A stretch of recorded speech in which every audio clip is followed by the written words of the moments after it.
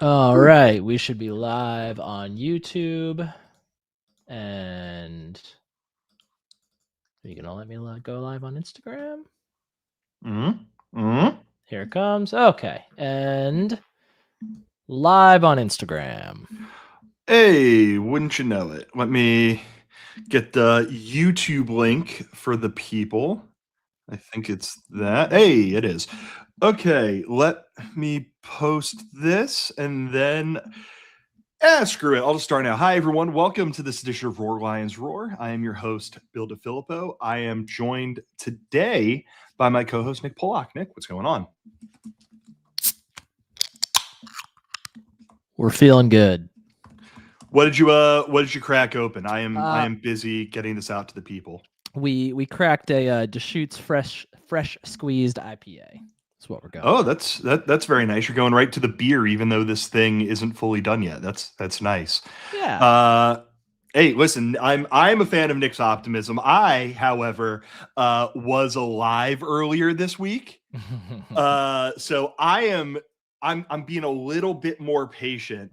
Being a little bit more patient here than Nick is with the news that has been starting to circulate today that Penn State might have its next football coach. I'm going to Nick, I think it's going to be very funny how heavily we hedge throughout the course of this podcast. I feel like you're going to hedge a little more heavily than I am. This is very different. We should start right off the bat by saying this is very different, a different stage than things got to with Kalani Sitake. Like they seem to be much further down the road. The meeting with the BOT is scheduled. We have Pete Thamel tweeting now. We're hearing the details that they are finalizing instead of just they have narrowed in on their top target. It feels much more real. It feels much more real. I don't disagree with that. I will just again stress that I was alive on Monday or Tuesday. Monday or Tuesday. Jesus Christ. What day did Kalani Sitake turn Penn State down? Was that Tuesday? I think that was Oh boy. Monday? Has it really? Kalani Sitake. No, Tuesday. It was Tuesday. Monday. Okay. Yeah, it was Monday. We were feeling gracious. good. Tuesday, he turned it down. How much have you aged in the last however many days? Because for me, it took 3 years off at the very end of the old ticker. I wasn't. Not a ton, because I was having fun until yesterday when Matt Patricia's name got brought up. Then I was not having a fun time. So the last, I'd say 24 hours or so of aged a bit, but before that, it was okay. If for some reason this falls through and Matt Patricia does somehow recirculate, I am going to personally do everything in my power to make sure Matt Patricia is not Penn State's head coach. But we don't think that's going to happen.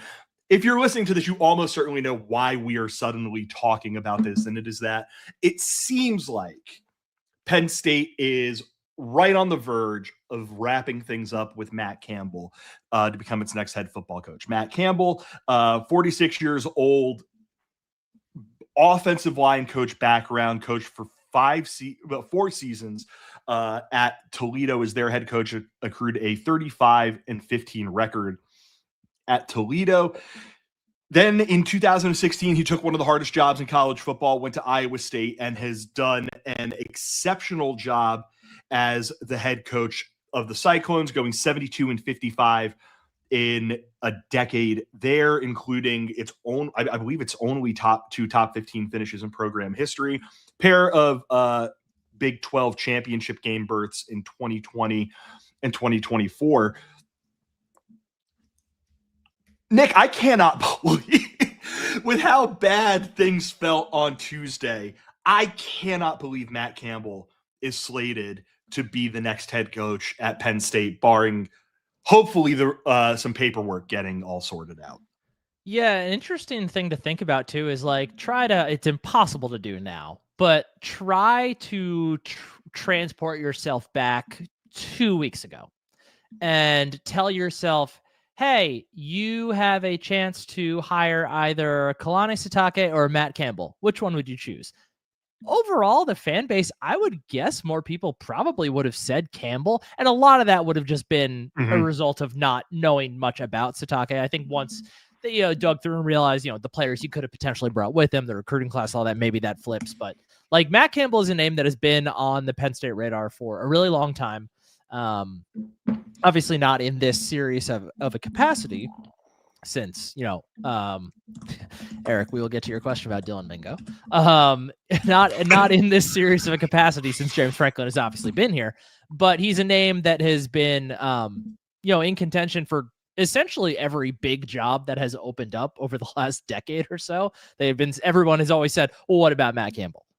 So like it's a hire that's going to be adored by the media. First of all, like the media loves Matt Campbell, always has. He's a big, he's just a big football guy. Like that's what they love. And so it's, if you had said Matt Campbell at the start of the search, like we did, I think most of our reaction was the same. We were kind of in the boat of like, okay, yeah, sure. Now it feels like a miracle. Yeah, it's, I truly cannot believe we were here because of how bad, like you mentioned it with Campbell, how popular of a candidate he ends up being, or how his name seemingly gets tied to every search at one time or another as kind of the obvious guy to take that next step as a football coach. Like there in the past, he had been rumored. I think his name popped up in connection to the USC search that landed them Lincoln Riley. Mm-hmm. Like if I remember correctly, and I could be wrong here, like his name got linked with the Detroit Lions when they ended up hiring Dan Campbell as their football coach. And I actually went back and looked, Nick, at a conversation that, we were having with a bunch of our friends back in October. And I said back then, Matt Campbell's the kind of candidate, I put him in kind of like the Matt Rule camp. And this is going to make a lot more sense in a second, because if you listen, I'm not the biggest Matt Rule fan. But like, I wanted Penn State to take swings. I wanted Penn State to be a program that is shooting for the highest possible ceiling they could with this hire. And in a lot of ways they did. And what I said back then was, if they do not get the Mike Elko, the Kalen DeBoer, the Marcus Freeman, those kind of guys that, have been the generic best names that Pat Kraft can hire, I wanted them to consider a guy like Matt Campbell, who he's done a lot of winning. He's done a lot of developing. He's done a decent amount of sending guys to the NFL and doing all of that at Iowa State in particular. No knock on Iowa State. They've been a really good football program under Matt Campbell. They're fans that are really passionate, really want to be good at football. Like a lot of Iowa State fans are really upset because they know of how good of a coach Matt Campbell is. But like, he is already in a decade the all-time wins leader at Iowa State, Nick. Mm-hmm. The previous wins leader at Iowa State was Dan McCarney, who went 56 and 85 in 12 years. Matt Campbell has gone 72 and 55 and 10. After this year, Iowa State will have been to 20 bowl games in their history, and Matt Campbell would have led them to 8 of them. He is a guy who, we don't know the process of the hiring in the last couple of days, and we'll talk about that in a second. But like, if you went back and told Pat Kraft you were going to have to save face, who are you going to need to hire in an effort to save face? I don't know if he would have said Matt Campbell, because I would assume that saving face would have meant hiring a coordinator, promoting Terry, whatever that is. For Matt Campbell to be the fallback option, that's a godsend for Pat Kraft. Yeah. I'll pop this comment back up here because I agree with it. Yeah, at this point in the cycle, this is absolute, like, I will gamble. I absolutely agree. Grand Slam, A+ hire. To be able to fall backwards into Matt Campbell, a guy who, as we just laid out, has been in contention for a lot of these big jobs over the years. To fall backwards into this is just a godsend for Penn State. Truly, it is. I can't imagine barring like one of the playoff coaches suddenly deciding they need a change. Like, this is about the best case scenario you could have at this point. After the time that it's taken the guys that have gone off the board as a result. I would have thought the search is a disaster because they couldn't hire Matt Campbell. I didn't imagine that the search is a disaster, and as a result, Matt Campbell is the guy who is in line to be Penn State's football coach. Like, this is crazy. Yeah, and it's interesting too, because if you we talked about like the lens of perception and how it's changed. A lot of people were really upset over these past few days because the way that Sitake played out, it meant they lost out on Bob Chesney. Matt Campbell is kind of, I mean, he's not as young as Chesney for sure, and it's a different background and profile, but like Matt Campbell is kind of just like the leveled up version of Bob Chesney at this point. Like, he's someone who's done some really great things at lower level programs, who now is getting his chance to prove himself at an even higher level. Just everything's just kind of elevated. You know, Matt Campbell's been in the Big 12 instead of with JMU and with everything sub D1 like Bob Chesney. So yeah, like it's hard to imagine a better outcome at this point.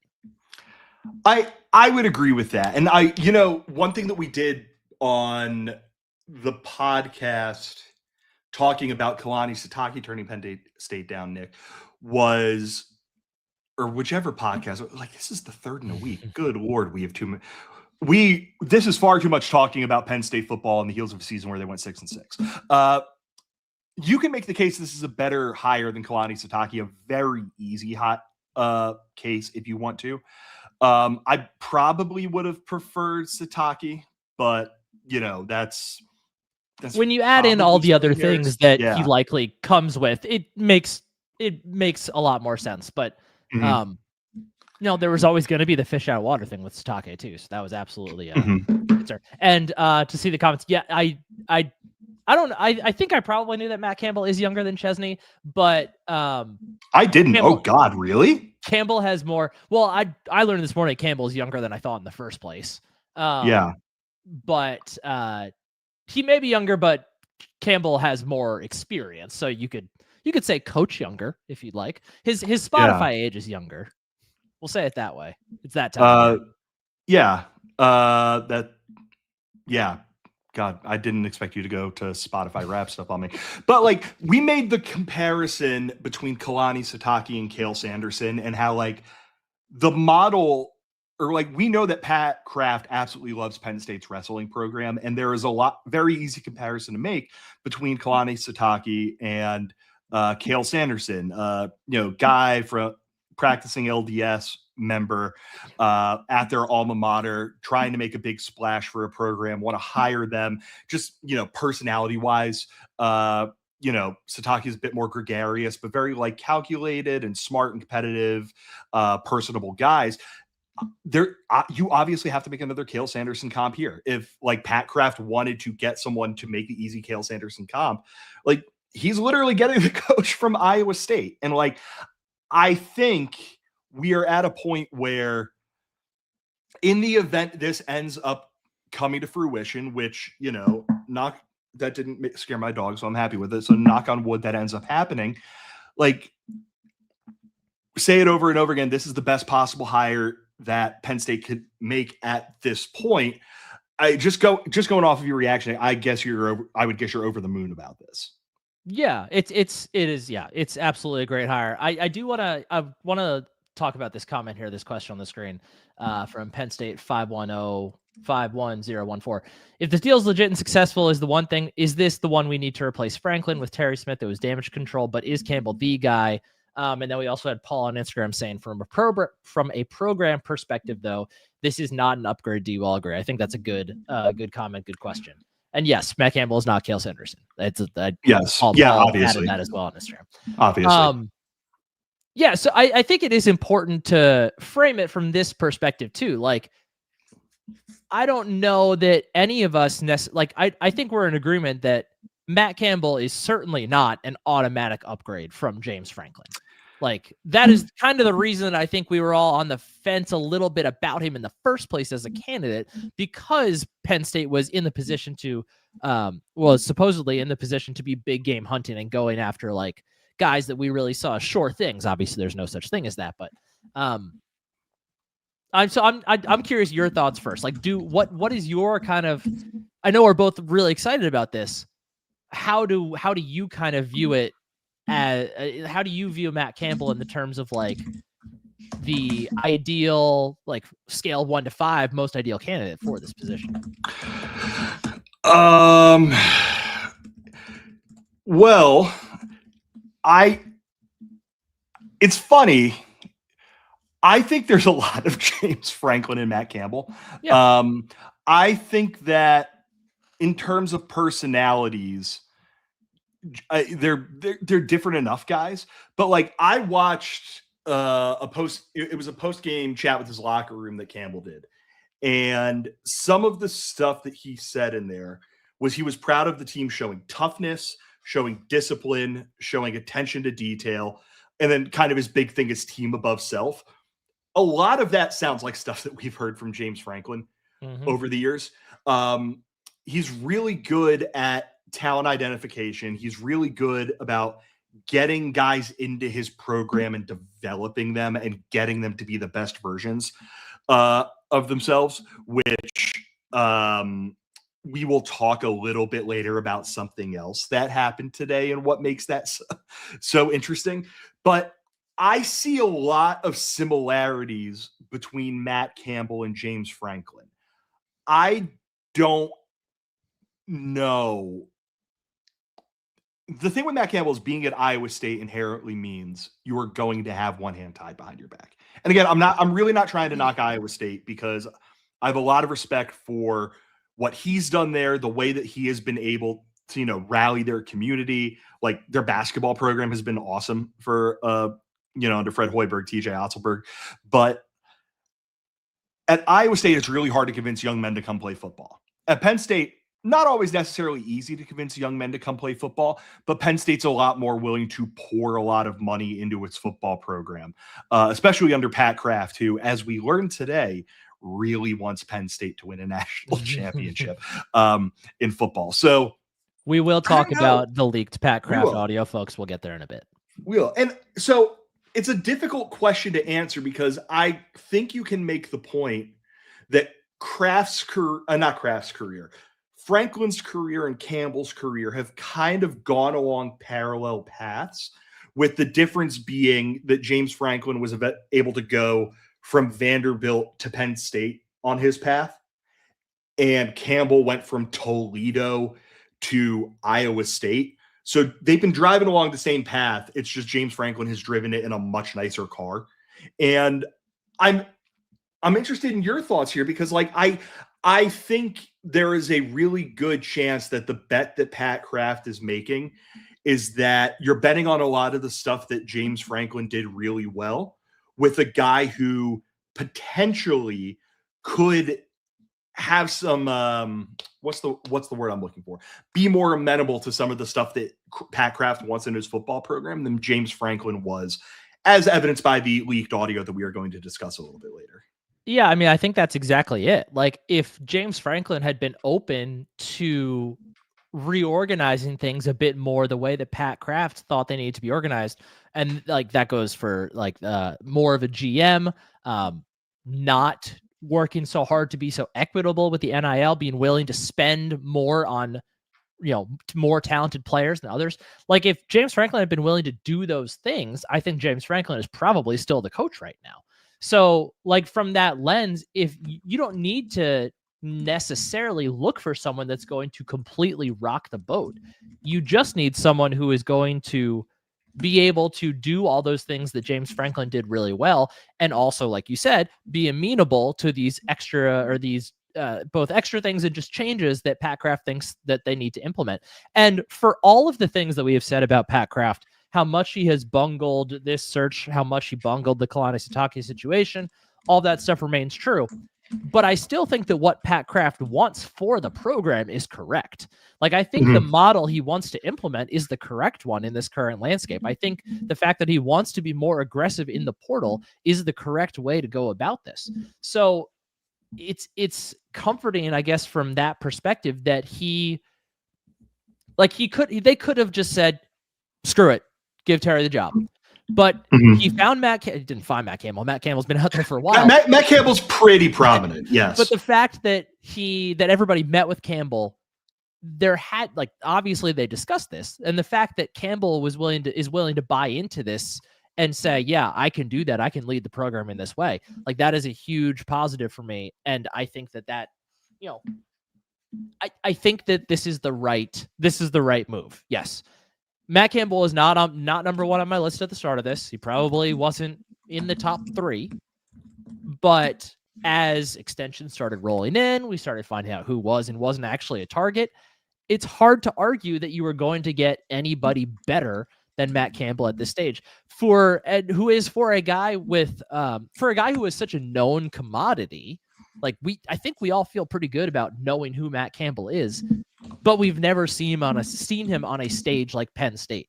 So to be able to get a guy that has such a positive history to this point, and to know that there's still probably some amount of untapped upside as far as what he can bring to the table as a head coach, is pretty exciting.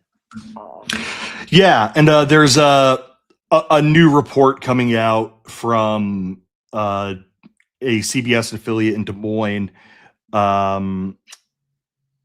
Sharon Earhart reporting that Iowa State football players haven't been told anything about Campbell's status. The player said he and his teammates are sitting around the locker room in shock and disbelief. This is the part of this that sucks. Like, I do feel very, very bad for Iowa State football players and Absolutely. Iowa State football fans if this is true, because Matt Campbell has done so much for the program and so much for the team. And it's what makes him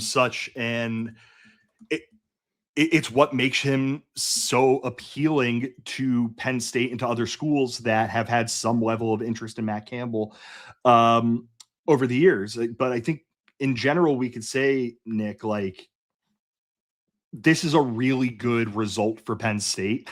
Do you want to hear my favorite stat about Penn State bringing in Matt Campbell? Please.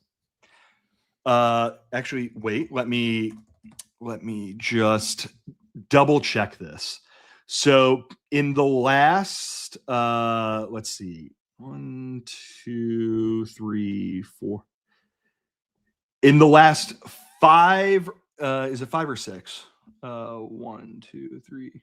In the last 5 NFL drafts, Penn State has had 2 wide receivers drafted. In the 2025 NFL draft, Iowa State had 2 wide receivers drafted. And to make things even worse, Penn State's draft picks were a first round pick and a day 3 pick. Iowa State had 2 day 2 picks. Jaden Higgins and Jalen Noel, both drafted the Houston Texans, funny enough, last year. If you want to expand that out a little bit, in the last 5 years, Penn State's had 2 wide receivers drafted. In the last 3 years, Iowa State has had 3 wide receivers drafted. They've done a better job sending wide receivers to the NFL than Penn State. So at the very least, I hope that's going to be a little bit better. And I hope it's going to be, I hope they are able to get this over the line. And I hope Penn State is able to hire a football coach who, he's just been good at winning football games. Like, I hate boiling things down to this, but he's been really good at winning football games, at having really smart, really disciplined football teams. And I hope he's able to bring that to Penn State. Also, did you see the fun tweet about an old recruit of his a couple of years ago that was going around? Would that be one Mr. Ethan Grunkmeyer, who took a couple visits to Iowa State? Yeah. Back in 2022, Grunk put out a tweet where he visited Iowa State. And Iowa State was one of the schools he was considering. And as listeners of our podcast know, I'm really high on Ethan Grunkemeyer. So fingers crossed he's able to stick around. But that does kind of get to the big thing that Matt Campbell has had to be really good at: finding guys early on in their journey as recruits before they really blow up, and scouting them and developing them and getting them to the NFL. And you look through the list of some of the guys that he has sent to the NFL. They literally did not have an NFL draft pick between 2014 and 2019. But you look at some of the guys he has sent to the NFL: David Montgomery, Breece Hall, Charlie Kolar, Brock Purdy, Will McDonald, TJ Tampa with the Ravens, a couple of, 4 draft picks last year. If they are able to mix if this gets over the finish line and Matt Campbell is able to mix his ability to scout and develop talent with the ability to start bringing in high level talent, this is the exact sort of hire I think we all wanted Penn State to make at the very beginning of this process, Nick. Yeah, and to go along with that idea of how they're going to bring in that talent, I want to poke on this question from DJ Dangerous Drops. Can Kraft force Campbell to keep any current PSU alumni position coaches on staff? So of the current guys on staff that are PSU alums, we have Terry Smith, we have Dan Connor, we have Ty Howell, we have Dion Barnes. I believe that is of the primary position coaches, not counting analysts and guys further down the ladder than that. I would expect that keeping at least some of those guys is absolutely part of the calculus here. I would be pretty surprised if Terry Smith stays in town at this point. If I was Terry Smith, I wouldn't be staying in town at this point. I would be, again, like I said on the last podcast, if Terry Smith wants to be the head coach of a premier college program at some point, he should go take that UConn offer that may or may not be there right now. He should go look at that. I think Memphis was the other one that was reported, maybe was interested in him in some capacity. He should go try to do that. But even if he doesn't do that, I think there's probably a good chance he ends up at Virginia Tech with James Franklin. So we'll see there. Either way, I don't expect Terry Smith to be back. The other 3, I could see all 3 of those guys back. I could see Dion Barnes back. I could see Dan Connor back. I could see Ty Howell back.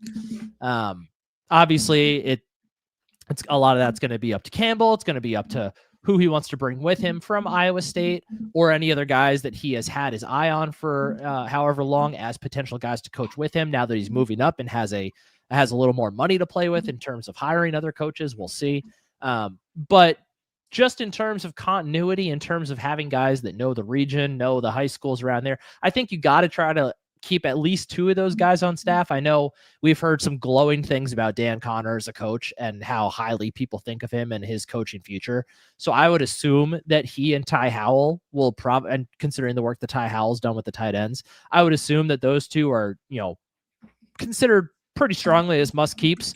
I think Dion Barnes is probably a half step below that because, we did see some regression on the D-line this year. That was a little disappointing, but considering some of the young guys you have, especially in the D-ends room with Kemaju, Granville, and Coleman, keeping Dion Barnes around is not a bad idea if you want to keep those guys in town. So I would expect I don't know if saying Kraft is going to force Campbell to keep them is the right term. But I would imagine that even Campbell would see the value in keeping them. Yeah. And one thing that is worth mentioning, when you're talking about bringing in a new coach, you're always going to mention his coordinators as a big part of it. His current offensive and defensive coordinators, offense coordinator is Taylor Moser, who has been with Campbell since his Toledo days. He was the GA under him in Toledo in 2015. GA under him at Iowa State in 2016, and has worked his way up to be the tight ends coach and the offensive coordinator. Tight ends coach since 2021, offensive coordinator since 2024. Penn State has Ty Howell. We'll have to see how that would all navigate itself. I'd be very interested in whether or not Ty Howell is a candidate for the offensive line job, if you're assuming that Phil Troutline is going to be going somewhere else. But just totally speculating here. Mauser's only job as a position coach has been a tight ends coach. And then on the defensive side of the football, his defensive coordinator is a guy by the name of John Heacock. He was his defensive coordinator from 2014 to 15 at Toledo. Has been his defensive coordinator his entire tenure at Iowa State.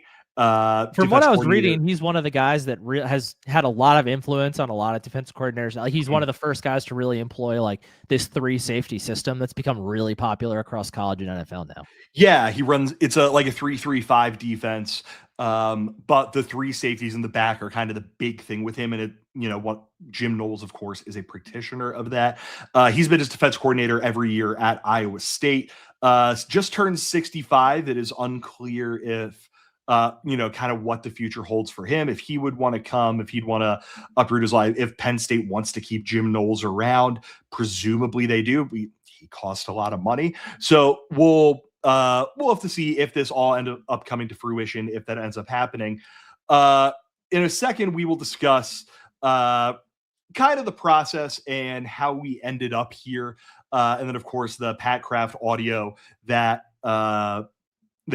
circulated earlier in the day today. And of course, if you have any questions, any comments you want to mention, Nick is monitoring the chat and will present them to us as they pop up. But before we do that, we want to tell you about our podcast sponsor, our friends over at Home Field Apparel. I'm actually wearing Home Field Apparel right now, this beautiful Penn State hoodie. And here's the funny thing. Nick almost wore this exact same hoodie today before he decided against doing that. Very glad which is I did. just a pretty common thing, because I wear a lot of Home Field Apparel. Nick wears a lot of Home Field Apparel. Nick, are you wearing any Home Field Apparel right now? I don't think so. I don't think so. No, not right now. No, yeah. We're always rocking Home Field Apparel, regardless of whether or not they're a sponsor of our podcast. But they are a sponsor of our podcast, so we are going to talk about them right now. Home Field Apparel has been a fantastic sponsor with us ever since we decided to go podcast only. They are the very best. The stuff that they make is the best stuff that you will have in your collection if you are a college sports fan. Whether it's a hoodie, whether it is a t-shirt. Don't have a Home Field Apparel t-shirt on right now. Hoodies, t-shirts, hats, long sleeves, crew necks, joggers, socks, whatever. Earlier this week, I put in an order with Home Field Apparel for a new long sleeve shirt, a couple of new hats, and a new pair of socks, because I could just use a new pair of socks. And I want to get it from Home Field Apparel, whether it is something from their core collection, which is just general t-shirts and hoodies and socks and stuff like that, or something they have from one of their various collegiate collections, including Penn State and a bunch of other schools. I would highly recommend you head over there and check out everything that they have for you or the college sports fan in your life, whether they went to Penn State or whether they went to another school. If you're an Iowa State fan who came across this and is listening to this, one, welcome. Happy to have you here. Hello, Clone Luke. We will get to your comments. Yeah. Go and check out what Home Field Apparel has in its Iowa State collection. I've never actually looked at it. I'm trying to pull it up real quick, but I imagine your color scheme would really pop in Home Field Apparel gear. Let me just look really quickly. And some red and yellow on a cream shirt. Oh my goodness. They have some really, their bomber jacket in particular for Iowa State is gorgeous. And they have a knit sweater that I very much like what they have for Iowa State. So if you're an Iowa State fan, go over and check out what Home Field Apparel has. If you were a Penn State fan, go over and check out what Home Field Apparel has. If you just like another school, go and check out what Home Field Apparel has. Head to homefieldapparel.com. Get something for yourself. Get something for someone for the holidays. They are going to have some of the best stuff that you can get your hands on. Again, head over to homefieldapparel.com and check out what they have in their collection. Thank you, as always, to Home Field Apparel for sponsoring our podcast.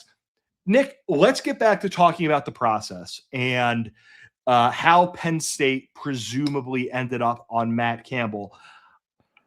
It was a pretty bad process altogether, but I'm very glad they ended up here. Yeah, I agree. And quick note, I am reading all the comments coming in. We will address them. We'll address them right after this, and then we'll sure. Talk about the Pat Kraft leak. Yeah, so this was still a bad process by Pat Kraft through and through. Right, we talked about this a lot last time, so I won't get too far into it. But identifying the target you really wanted in Sitake was good. The timing of it was horrible. The way that you publicly got pretty embarrassed by the whole situation too was bad. I am not under the impression that they had been necessarily like holding communication lines open with Matt Campbell as the primary example here throughout all that time to let him know, like, hey, just to let you know, we're still interested if other things fall through, blah, blah, blah. It seems more that this has just come together in the last couple of days. Mm-hmm. But yeah, this doesn't change my opinion. Like I said before, I think Pat Kraft has done a really poor job overall with how he handled this search. I think what he wants in the football program is absolutely correct. And I think his ideas about how the football program needs to be run are absolutely correct. I think Pat Kraft has done a lot of great things with the other programs, not basketball, but I think he's done a lot of great things with basically every other Penn State program. But his two biggest hires he's had to make on the job Matt Campbell might end up being exactly what Penn State needs, and we might look back on this and not even remember this whole debacle all that much. But to strike out the way he did with Satake, and then the whole debacle with Micah Shrewsbury, he's done poorly overall. Yeah, it reminds me, this entire situation reminded me a good bit of when Texas A&M ended up with Mike Elko. Obviously, the circumstances under which it happened were different. But if you remember correctly, Texas A&M wanted to hire Mark Stoops. I think their AD wanted to hire Mark Stoops. I don't remember the exact details, but I'm pretty sure it was their AD really wanted Mark Stoops. A bunch of people decided, no, we don't want that. And they ended up turning to Mike Elko, who is the successful defense coordinator there for a good amount of time. And in doing that, they ended up hiring. That's a little bit different because it's not like Mark Stoops is the most bombastic personality in the world, or was not the most bombastic personality in the world. Now that he's what church kept Mark Stoops in town? I'm not going to get into talking about churches in Kentucky because I live close to Kentucky.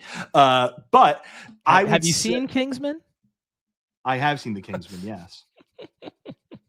Why? I haven't seen Kingsman in way too long. Why? Oh, doesn't that whole church scene, isn't that in Kentucky? Is it? I'm pretty sure.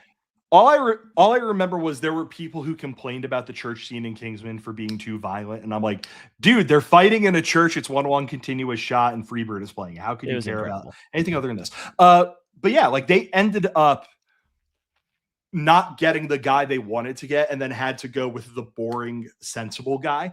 And, this is not meant to be a knock on Matt Campbell at all. He's not like a big personality. He's not a guy who's like constantly screaming and pounding on the table and this and this and this and this and this. He's just a guy who wants to get in there and coach football, do things the right way, develop guys in his program. He's a big believer, and I don't know how much of this is like I'm at a hard school to coach at situation or what. And Kalani Sitake was like this too.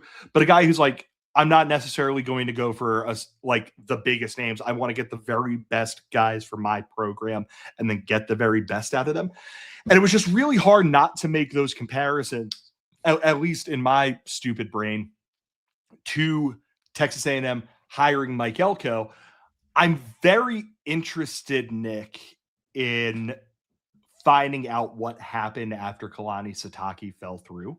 Mm-hmm. I'm very interested in, did the search go from Pat Kraft looking around and trying to find who he thought was the best candidate to all of a sudden other people are getting involved and other voices are going to be part of this and it's going to be a lot more collaborative? Or was Pat Kraft given the latitude to hop in and go, okay, I'm still going. This is still my search. I am still going to go after the guy I think is best, and I think it is Matt Campbell, because there was that moment a couple of days ago that continued for quite a bit where Penn State fans wanted Pat Kraft fired.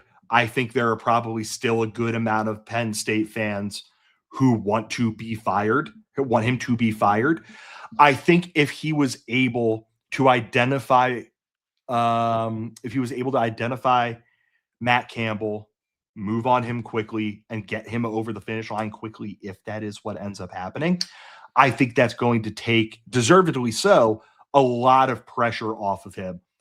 But if it became a thing where a lot of other people, where like Neely Bendapudi is starting to get involved, other people in the athletic department are starting to get involved, and it became a process where some of the power was taken away from Pat Kraft, it's like, ooh, I don't know about that one.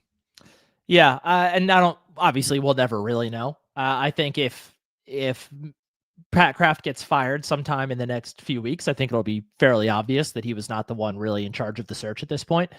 I would guess that it was not so much taken out of his hands as it was, you're not doing this alone anymore. Like it was, I assume it was probably a situation where it was like, hey, like Pat, why don't you identify some candidates and then we'll attack we'll go at this together, and we'll kind of figure this out all together. That's where I am assuming it is, mostly because Pat Kraft still has a job right now. So I agree with what you said. Like if this goes well, Mhm. A year from now, no one's going to care. Nobody cares. Less than a year from now, nobody's going to care. Like if Matt Campbell does finalize all this and they go in the portal, they get a couple good names, they keep the guys that they want to keep, they're able to bring some recruits back. Like if they have a decent looking team going into the fall, no one's going to care anymore. Truly. Yeah. So yeah. And next year's schedule, when was the last time you looked at it? it's not good. It is an extremely manageable schedule. Yeah, Marshall at Temple, Buffalo at Maryland, at Michigan, at Northwestern, Minnesota, Purdue, Rutgers, USC, Wisconsin, at Washington. Like, if things go well, there is a path for Penn State to win a lot of games in that schedule. But there's still a very long way that we have to go between now and then. I will say, whoever gets the credit here, whether it's Pat Kraft, whether it's someone in Old Main, whether it's someone else in the athletic department, whatever it is, I do think they deserve a lot of credit for dusting themselves off after Tuesday. Yeah. Not saying screw it, we're just going to hire Brian Dable because we need literally anybody in to save face. We're not going to hire Tommy Rees or Matt Patricia because, for one reason or another. We're going to actually find a guy who makes a lot of sense for us, and then moving quickly to get that guy. So I think whoever that is deserves a lot of credit.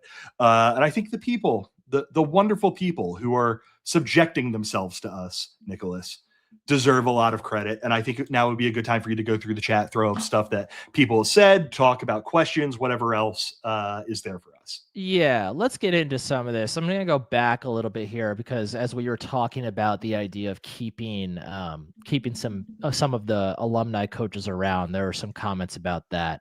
Here it is. Here's the one I want to talk about. Start with from Ryan. Yeah. Before you do that, one last quick thing. I do want to just make a note of this.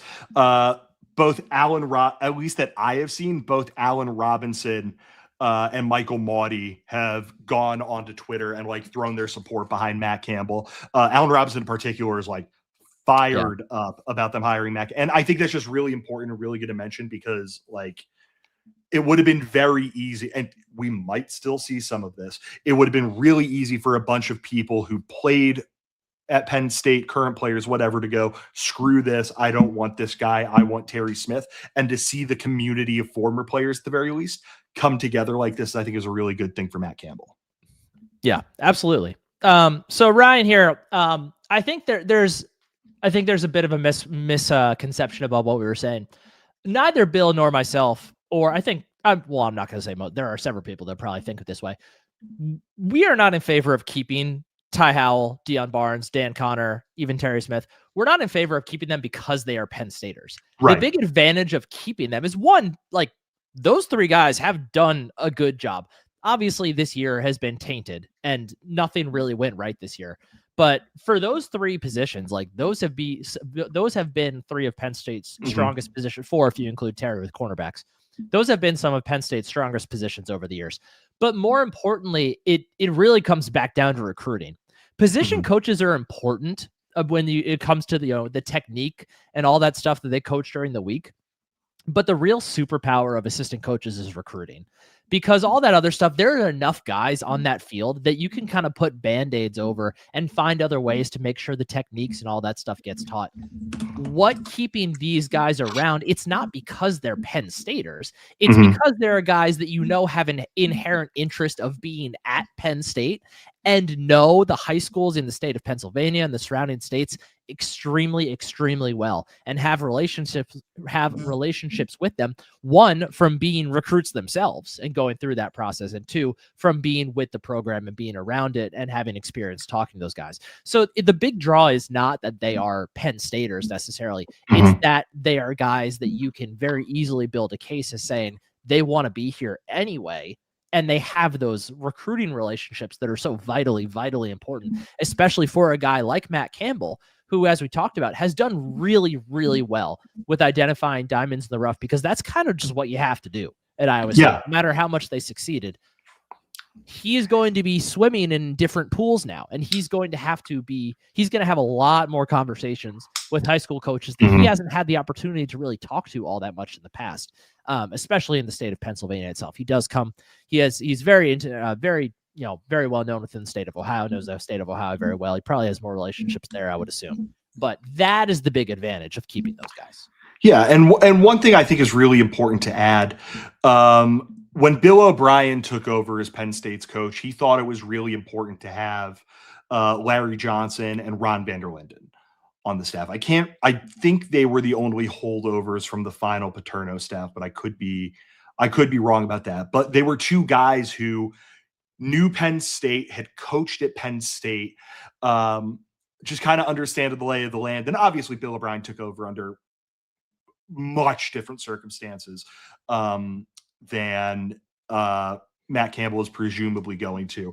But for James Franklin on his very first staff, it's a pretty famous story now.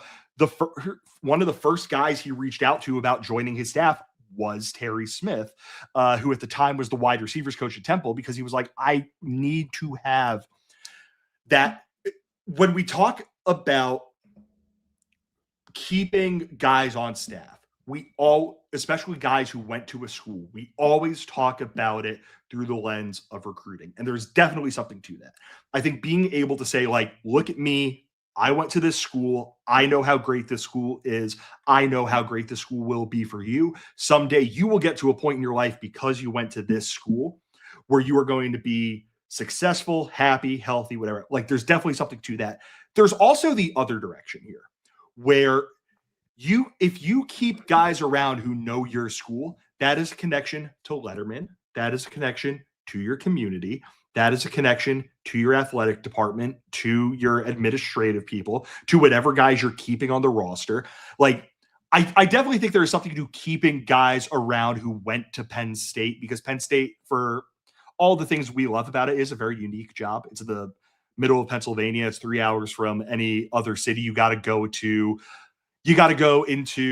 a Philadelphia high school and convince some kid who is used to life in a city not to go to Ohio State and a city in Columbus. Or this was one of the things that popped up in the Pat Kraft audio. Like, Penn State being in the middle of nowhere is something that hurts it. And being able to have people who can go and say, I spent 4 years there, I know what it is like at Penn State. This is something that is really good, even though you have these concerns. Like, there's a lot to that. So I definitely don't think you keep Ty Howell. I definitely don't think you keep, Deion Barnes, Dan Connor, just because they went to Penn State. But I think going to Penn State, there is just like an inherent understanding they have of being able to recruit to Penn State and have those connections to Letterman that would be really important to keep around. Yeah. And Terry Smith. We should, whenever we talk about guys who went to Penn State being on the coaching staff, we always talk about the younger guys. Terry Smith is like, if Matt Campbell could keep Terry Smith around, that is a coup for Matt Campbell. That is unbelievable. Yeah, absolutely. And to your point, like, in the end, it's just a data point. Like, Matt Campbell is still going to evaluate all these coaches. He's going to evaluate his options, and he'll make a choice. It's just a data point. It's not an end-all be-all. I want to look at some of these comments from Clone Luke 80, who I'm going to go ahead and assume you're an Iowa State fan. Whoa! So this first one, sorry, this first one I want to talk about. Campbell got full control at Iowa State. Oh, and you even say you're an Iowa State fan here. He didn't really have to run anything by AD Prez donors. Will he have that at Penn State if you're not? Probably not. No. And I would imagine that's one of the big things that has kept Matt Campbell at Iowa State for so long, being able to have that control. But I think we'd be fools if we didn't consider the fact that this was surely discussed as part of the interview process, and when they were actually vetting whether or not Matt Campbell was a realistic candidate for this position. I'm sure that Matt Campbell has absolutely loved being able to be the end-all be-all of the decision-making for Iowa State football. How could he not? Any coach would love that. But there's trade-offs, right? If you're going to Penn State football is a significantly bigger brand than Iowa State football. No matter where he would go, this situation he has now is never going to be the case again. And maybe that just meant he would be happy to stay in at Iowa State forever and retiring there. I don't know. But the scenario that he is currently in is simply not a really realistic one for the rest of his career. And when you go to a place like Penn State, that's just part I disagree with that. I think which part? I think there's a world where Matt Campbell stays at could have stayed at Iowa State for his entire career. And like, obviously this is just the name of the game nowadays, where like coaches have to keep moving up and up and up and up and up and up. But like, I definitely think there's a world where Matt Campbell spends 25 years at Iowa State, wins a couple of Big 12 titles, especially with how like things have kind of gone in the Big 12 in recent years, wins a couple Big 12 titles, and then like has a statue built outside of oh, sure. Yeah. Trice sure. Stadium. Yeah. No, absolutely. Yeah. Sorry. I didn't mean to imply I didn't think that was realistic. Yeah. It absolutely is. But this is just what like whether it's that program at Iowa State experiencing some major growth at some point or moving to a different school. The bigger the program, the more voices there are going to be in the room. There's simply no world in which this wasn't discussed. And if this ends up not going the way it looks like it's going, and Matt Campbell decides to back out, that is almost certainly going to be the reason why. But that is absolutely something that Pat Kraft and Neely Bendapudi would have discussed with him as part of these interview processes. So I'm sure that, like I said, I'm sure Matt Campbell has absolutely loved the autonomy he has had as Iowa State's head coach. But the bigger the program, the more voices in the room. That's just how it is. Let me find some other. Yeah, and one thing I do like want to add on top of that is that I do still think that Matt Campbell will be able to do whatever he wants at Penn State. Like, unless he's doing something so completely out of bounds that it's like bad for the university, I do think he is going to get going to have the latitude to run the program the way that he sees fit. But to the question that Luke asked, this is really interesting in the aftermath of that Pat Kraft video that came out, and we will get to that here in a second. But the most interesting thing that Pat Kraft mentioned in that video, by a factor of about 1 billion, was he wasn't happy with Penn State's roster. I don't remember the exact wording, but it was like, we're paying 103 guys. These other schools are paying 60 to 75 guys. And the implication to that was, at Penn State, the way that James Franklin wanted to run his program, James Franklin wanted every single guy on his roster to be taken care of to the best of his ability. Pat Kraft, has to be benchmarking this against other schools. I don't think he would just say, he might just say that. The hell do I know? At other schools, Pat Kraft appears like he is under the assumption that 60 to 75 guys are taken care of, like really taken care of. And then the rest of the roster is filled out with guys who work to that point. So that's my assumption. And that's the one thing that I'm like, this had to have come up in the interview process, and there has to be some level of Matt Campbell being cool with that. I'm just very interested in practically how it works out for the exact reason that got brought up. Like, he's a guy who is given a lot of autonomy to do things the way he wants in Ames. Yeah. Another comment here from Luke. Campbell's a process guy. Processes take a while. ISU is notorious for being patient and giving long runways. How many years does Campbell get to get into the CFP? First of all, I mean, part of the reason that they have given Matt Campbell such leeway is because I don't mean this in an antagonistic way, Luke. Iowa State football is not a historically successful program. It required patience. It required giving Matt Campbell that leeway to build the program that he wanted. So I don't think that Penn State fans should be expecting it to take 6 years for Matt Campbell to get this program to where he wants it to be. The baseline talent level is just so much higher. And there's so many more options when it comes to the portal and so many more options when it comes to recruiting. That timeline stuff just all gets sped up when you have these additional resources at your disposal. As far as how many years does it take Campbell to get into the CFP, I think that is an interesting question. And I think maybe better framed as like, how many years does Penn State give Matt Campbell to get to the CFP, rather than how many years does it take for him? Realistically, it's an impossible question to answer right now because we have no idea what the roster is going to look like next year. Yeah. Because next year is a big shining opportunity to get back to the playoff considering the schedule. So probably something better addressed after the portal period has passed and after we see what Penn State's roster will actually look like. But I don't think this is a multi-year rebuild situation. And I don't think that if Pat Kraft and Neely Bendapudi thought that, that they'd be hiring Matt Campbell right now. I think the draw of Matt Campbell is that he does so well with this talent identification, with these talent identification things, that you would think he would be able to come into a place like Penn State with this significantly higher talent level and immediately start to turn dividends on that. Now it'll take a second for his system to be put in place. It'll take a second for him to really like find his footing in that stuff. But I don't think this is a long process here. And then this follow-up came and they gave Franklin 12 years. I don't think PSU will wait that long. I mean, yeah, if Matt Campbell doesn't make the playoff in 12 years, I don't think he is going to be Penn State's head coach. Like I'm very, very confident that the thing I will say is that one thing that I've hated this entire search is people going, well, Indiana got to the playoff in the first year. Blah. That all came down to money.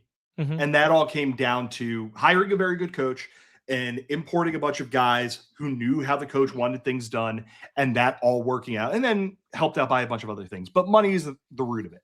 And I'm pretty confident that as long as Penn State is able to, at the end of the day, I'm a big Jimmy's and Joe's more important than X's and O's thing. And I think that if Matt Campbell is just able to get good football players in, like crazy thought, that this will all take care of itself. Is also worth remembering. It took James Franklin a couple of years at Penn State to kind of realize that coaching college football at like at a school with national title aspirations is different from coaching football at a school where the hope is to compete for a conference championship. And again, I really do not want this to sound like I'm knocking Iowa State, because I'm really trying not to do that. But when you are competing for a national championship, like it just works different. Like your job is inherently different. There's a lot more like you have to make people with money happy. You have to make high school coaches happy. Like I'm sure Campbell has done versions of that at Iowa State, and it's just going to be magnified at Penn State. I think the much bigger thing is how quickly he catches on with that stuff, because that stuff is like weird. And it's not what you sign up for. It is not the thing you're signing up for when you decide you're 12 years old, I want to be a football coach. Yeah. And to be very clear, in the era of it took James Franklin a while to make the playoff. That's when it was a 14 playoff. If Matt Campbell does not get Penn State to the 12 or almost assuredly 16 team playoff within the next 3 years, he's probably not coaching Penn State in the fourth year. Like that's not crazy. Like that is any program at Penn State's level is going to expect to get back to a playoff, especially when it's that expansive and that many teams, because there are so many inherent advantages to being Penn State when it comes to that playoff conversation that as long as you can have a 2-loss regular season, you're in. So like if Matt Campbell is not able to get to the playoff anytime in the next 3 years, Matt Campbell's probably gone. I also don't think that's a situation that's going to happen. I fully expect them to be a playoff team again within those next 3 years. How about we there's a lot of Pat Kraft comments in here. So why don't we get to the leaked audio a little more? Sure. So if you missed it earlier today, and if you give me 1 second, I will try and find I want to find the source, because I want to be able to get that part correct. While you're doing that, one comment here from Facebook: how well will Matt Campbell recruit in the Northeast? Matt Campbell has been recruiting in the Northeast, maybe not so much into the New England area per se, but Matt Campbell is an Ohio guy. He's going to recruit Ohio. He's going to continue to recruit Ohio. He's going to recruit Pennsylvania. The DMV is going to be a different challenge now with James Franklin recruiting against you. But like the recruiting footprint is not going to be all that different from what he's already accustomed to. He'll probably be in like Texas a little bit less. He'll be in the Midwest probably a little bit less, and more in the states a little bit more north of that. But I don't anticipate Matt Campbell having huge issues with recruiting. Like I said, the biggest holdup will just be rebuilding relationships with schools that he doesn't necessarily know as well. For sure. So for those of you who might not have seen it, if you're listening to this, I assume you've probably seen it. The account's called Dead Air Sports. It's a YouTube page where, frankly, I hadn't heard of them before today. But fascinating source for this to be leaked to. Yeah. Really. As of today, or as of looking now, just under 50,000 people have watched this video. It is a leaked video of Pat Kraft talking to it sounded like a collection of players. I couldn't hear, I wasn't able to specifically place who was in there, but I know it seemed like King Mac was in there, unless there was another guy who was able to talk about spending 1 year down in Alabama that I didn't know about. Sounded like Tony Rojas is in there based on a joke that he made later in the video. And it really was something to wake up to. Like I woke up to it. I woke up to people just losing their minds about it. I was like, what in the hell is this? And when I heard about it, Nick, before I dove in, I thought it was going to be something completely different from what it was. I thought it was going to be a lot of Pat Kraft yelling at the guys, trying to galvanize them, being very hedgy about not giving Terry Smith the job, all of that. And don't get me wrong, the fact that this video leaked is not good. Like, no. It is bad. Like, it does not show, a house divided can't stand against itself, or whatever the saying is. Like, this is some house divided stuff. And then I sat down and listened to it. I was fascinated by how chill the entire thing was. Like, it was weirdly like, it was not hostile. Kind, I think. Yeah. Yeah. And then there was nothing hostile about it. And like, there's a lot of stuff in there that doesn't necessarily look great. Like the amount of talking junk Pat Kraft did about Ohio State and about, he hates Oregon, dude. Oh my God. He cannot stand Oregon. Fascinating. And some of that stuff didn't necessarily look great. I frankly loved him talking about how Michigan cheated and everybody knows it. But my big takeaway is like, I don't know in actually listening to the audio who is supposed to like come off like the bad guy in it. No, the only person who comes off as the bad guy is whoever provided this leaked audio to someone. Yeah. Like, if you want to be mad about Pat Kraft cursing, which it seems like there's some of that in our comments right now, college football is probably not the sport for you. Watch any broadcast, you're going to hear kids cursing, you're going to hear coaches cursing on the hot mic basically every week. If you want to be mad that he was dissing other schools, I mean, do you want him to be happy that Michigan cheated? The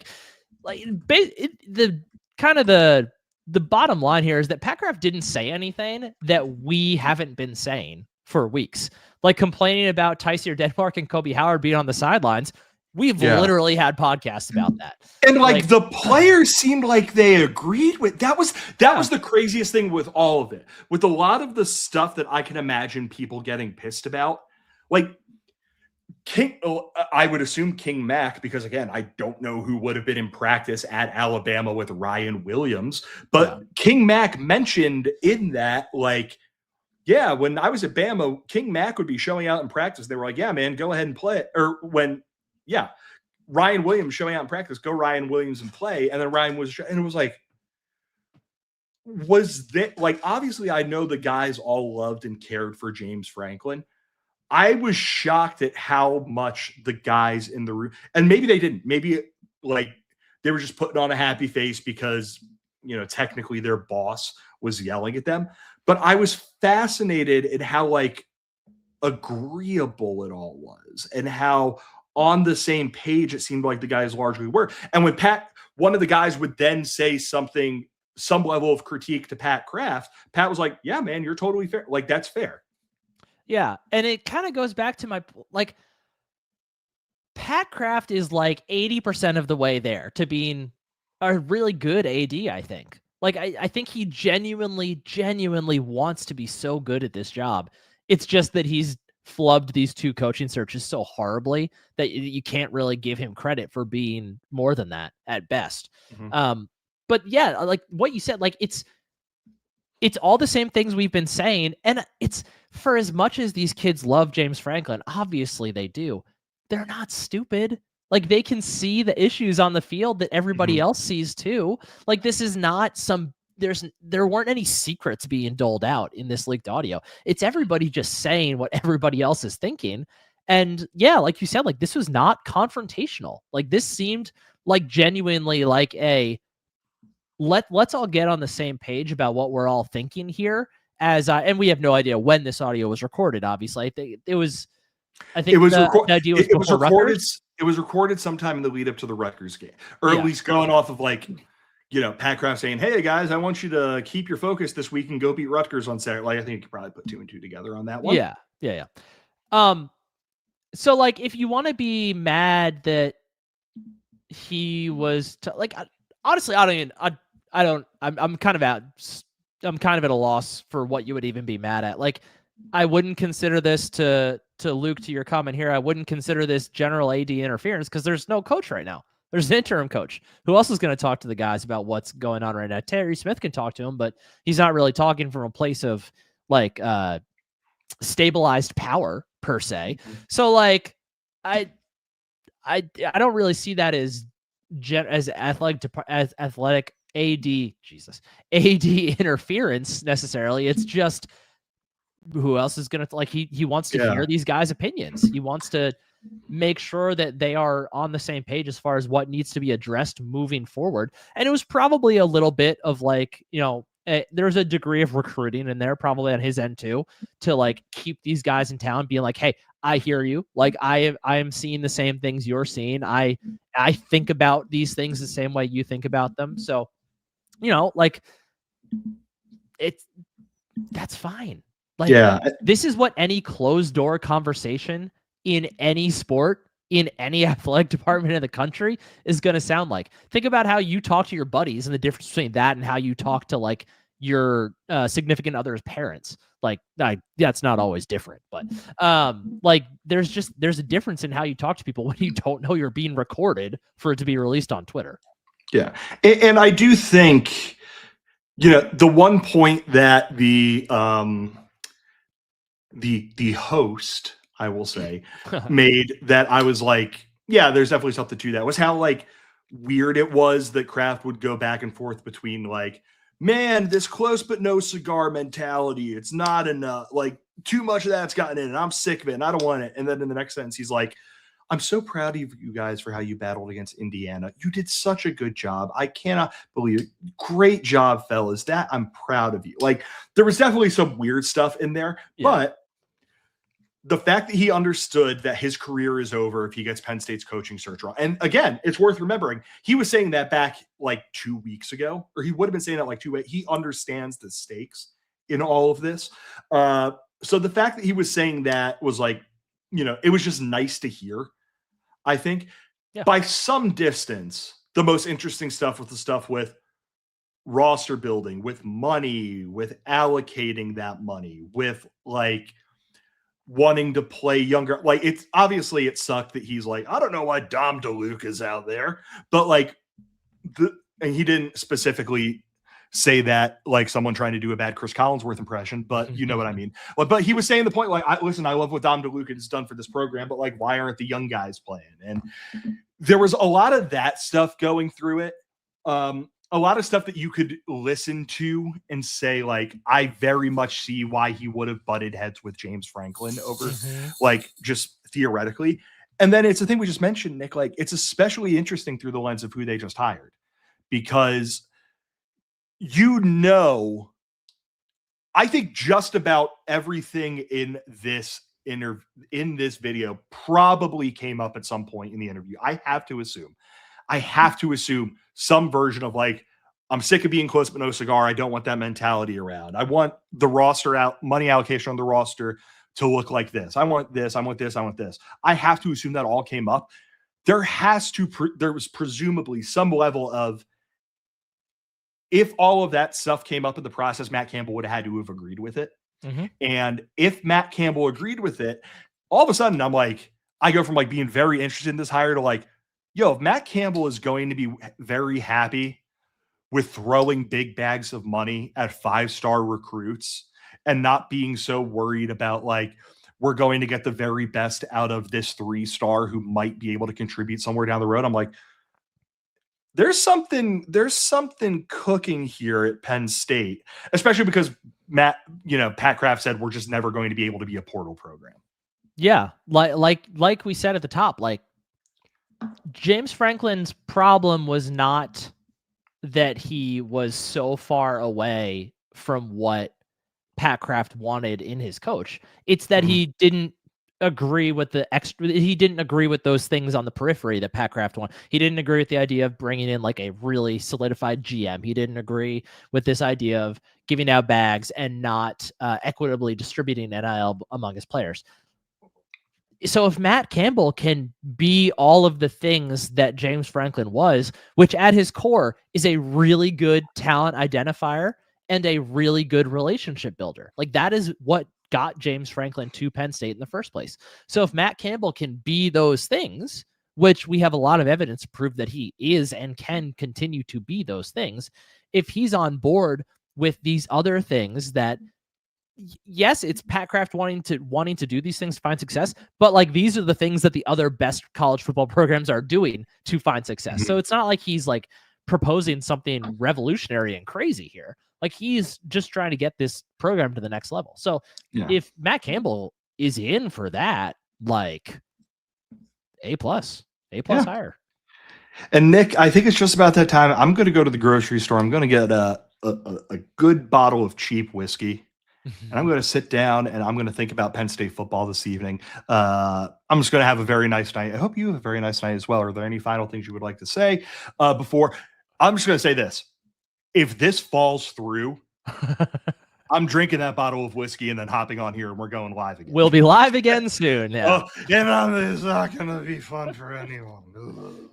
I will say big thank you to everybody who tuned in to listen. The comment is awesome. I'm sorry we didn't get to every comment. I will try to go back and add some, at least respond in type to those of you we didn't get to.